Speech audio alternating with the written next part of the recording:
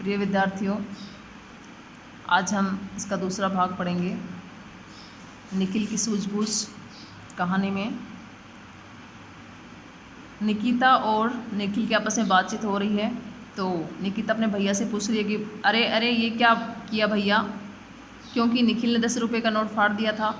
तो उसे नोट को फाड़ते देख निकिता चौंक उठी। उसकी आवाज़ शायद कुछ ऊंची हो गई थी, इसीलिए निखिल ने फुर्ती के साथ मतलब तेज़ी के साथ होठों पर उंगली रखकर उसे चुप रहने का संकेत किया, यानी इशारा किया। देखती जाओ, निखिल ने कहा, देखती जाओ चुपचाप, यानी तुम कुछ मत बोलो। वह फुसफुसाया, मतलब धीरे से बोला, और देखो जब मैं इशारा करूं यानी संकेत करूं तो तू खूब ज़ोर ज़ोर से रोने लगना, चुप मत होना, पर हाँ मेरे चुप कराते ही एकदम चुप हो जाना, ठीक है। और निकिता ने हामी भरने पर मानो वह अपनी योजना में की सफलता से पूरी तरह से आश्वस्त हो गया। इसी बीच दोपहर के खाने का समय हो गया। दोनों बच्चे जानते थे कि अब कोठरी के किवाड़ खुलेंगे रोज़ की तरह। फिर रोज़ की तरह उनके आगे एक थाली सरका दी जाएगी। थाली में जो होगा वह भी उन्हें पता था। एक प्लेट में 4 रोटी, दाल और थोड़े से चावलों पर रखे प्याज के कुछ टुकड़े, बस। इस बार जैसे ही थाली रखकर कोठरी का दरवाज़ा बंद हुआ, निखिल ने फुर्ती से कागज़ की एक पतली पट्टी पर चावल के कुछ दाने रगड़कर फटे हुए नोट को उससे जोड़ दिया। इसके बाद उसने प्याज को कुचलकर उसका रस निकाला। फिर कोठरी के कूड़े कबाड़े में से माचिस की पुरानी तिल्ली, यानी जो कचरा पात्र था उसमें से माचिस की तिल्ली ढूंढी और उसके सहारे नोट के सफ़ेद भाग पर प्याज के रस से कुछ लिखा और नोट को सूखने के लिए एक और रख दिया। इस बीच काफ़ी समय तक बाहर वाली कोठरी से खाने पीने के साथ की जाने वाली चकचक की आवाज़ें आती रही और फिर कुछ देर के लिए शांति छा गई। अंधेरा होने से थोड़ा पहले चारों अपहरणकर्ताओं ने बैठकर निखिल से अपनी माँ बाप के नाम पत्र लिखवाया, जिसमें इन दोनों को अपनी कैद से छोड़ने के बदले में 15 लाख रुपये की मांग की गई थी। इन कितने रुपये की? 15 लाख रुपये।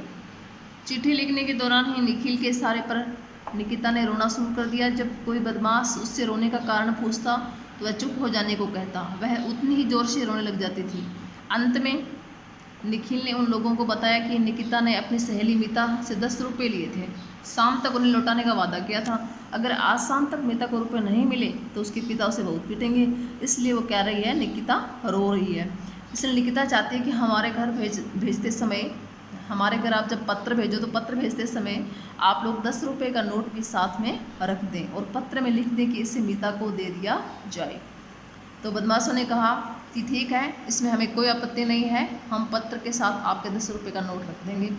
तो बदमाशों ने इस बात में कोई आपत्ति नहीं की। तब निखिल के कहने पर निकिता ने रोना बंद कर दिया कि अब तुम चुप हो जाओ। इस तरह फिरौती का पत्र उस जुड़े नोट के साथ सवेरे सवेरे डॉक्टर साहब की कोठरी के बरामदे से पहुँच गया। आश्चर्य, उसी दिन शाम होते होते चारों अपराधी पुलिस के शिकंजे में फंस गए, यानी पुलिस ने उन्हें अपने अधिकार में ले लिया था। बच्चों को सकुशल छुड़ा लिया गया।